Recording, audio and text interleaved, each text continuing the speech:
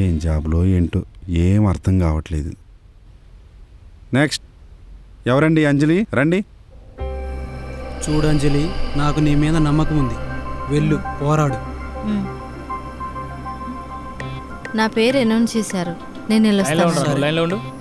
All the best. Thanks అండి. All the best mummy. All the best mummy. All the best Anjali.